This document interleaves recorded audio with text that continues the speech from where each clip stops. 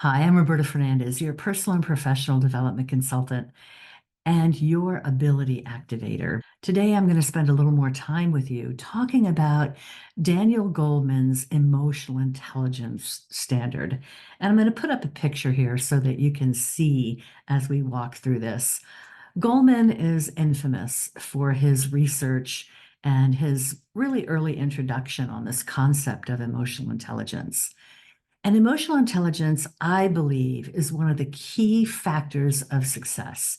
It is more important than IQ, in my opinion. Knowledge can be learned. Emotional intelligence is partially innate, and it also can be learned.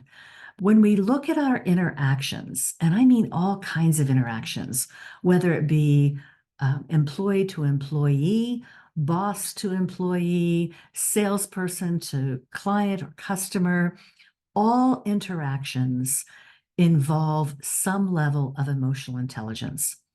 And the higher EQ that you have, the more successful that you're going to be. So let's take a look at how this works. First of all, Goleman divides emotional intelligence into four quadrants. The top two quadrants are personal competence, as you'll see over there on the left, and the bottom two quadrants are social competence. And this obviously is internal and what's happening within you on the personal side, and socially, it's all the others that we're interacting with.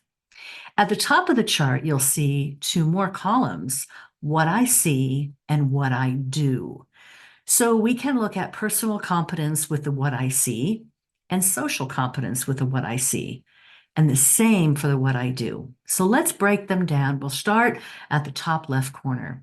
The first is self-awareness, and this comes under personal competence and what I see. Now, self-awareness is really just being aware of your own emotions, your own needs, your own motivations, and how you feel about yourself, about your confidence, about your self-esteem, about your self-actualization, your self-realization. All of these things go into making up the whole of who you are. In a company, this is often identified as their brand or perhaps a team within that company. But either way, it is looking at who we are as that team. How do we function? How do we describe ourselves? How do we feel in general? And this is really an important distinction to make because if you are not self-aware, there's no way you can be aware of anyone else, that social competence piece. If we move over to the right, the what I do, this is self-management. Now, you can't manage what you don't see. And self-management is very self-explanatory. It is how do I manage my emotions? How do I manage my actions? How do I conduct myself in my day-to-day relationships with others and in my own relationship with myself? So this could also mean things like when I don't perceive myself as doing a good job, do I beat myself up?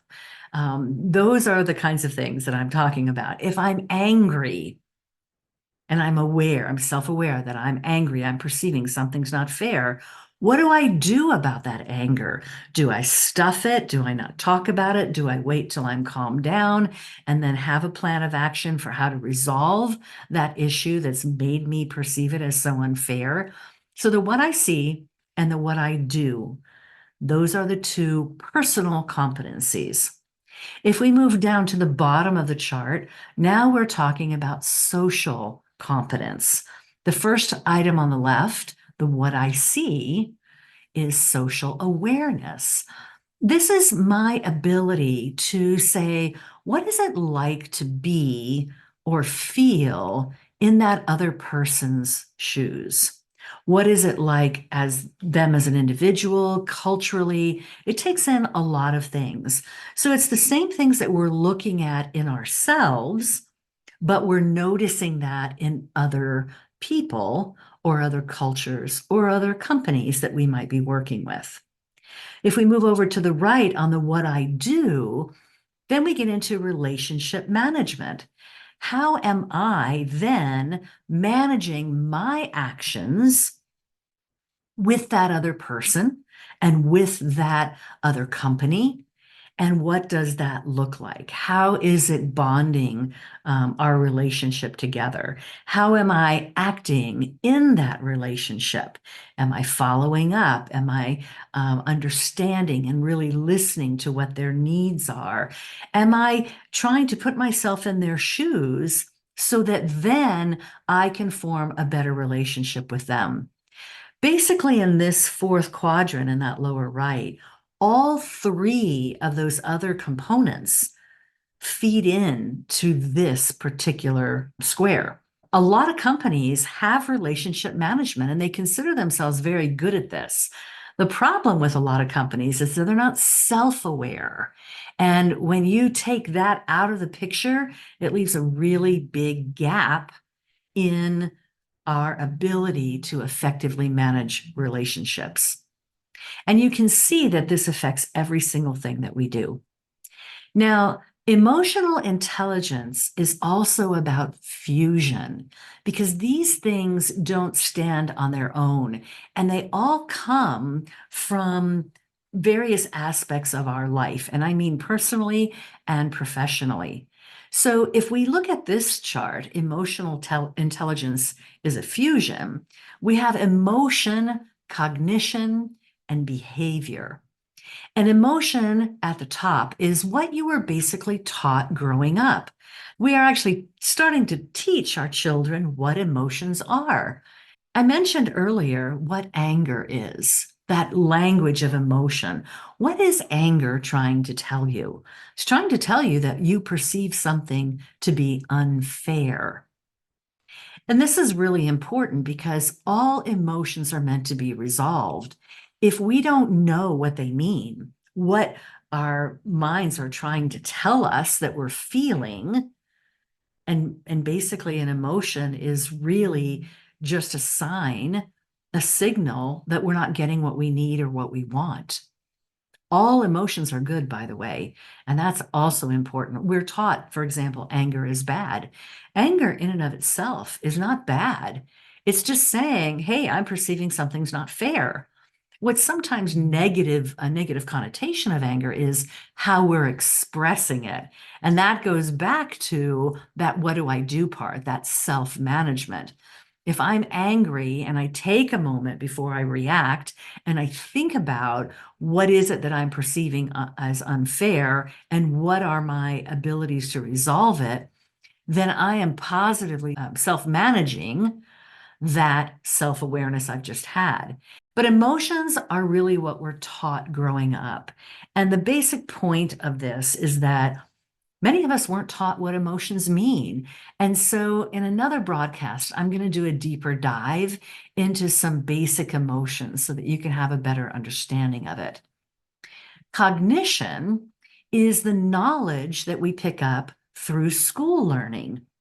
And school learning isn't just happening in the classroom, it's happening from everything that surrounds us, the adults that we interact with, whether they be our parents, our pastors, our ministers, our teachers, the head of our clubs, whatever it is. But this is the knowledge that we're gaining as we continue to grow. And a lot of our learning comes, the learning that affects us the most, comes from when we are school age, but it does continue throughout our life. So surrounding ourselves with the right kind of people to draw knowledge from is also very important. The third aspect when we fuse emotional intelligence together is behavior. And these are the basic actions that you take in life. Is your behavior reflecting appropriately what you're feeling and what you know? Is your behavior enabling you to self-manage appropriately and manage relationships appropriately? So you can see that even though Goldman breaks these down into 4 quadrants. When we look at them all together, we get this fusion of emotion, cognition, and behavior.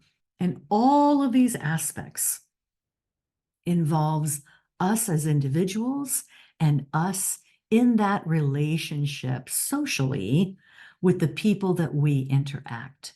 So, understanding ways that you can improve your self awareness and therefore your self management, improve your social awareness and your relationship management is across the board helpful in our personal relationships and our business relationships.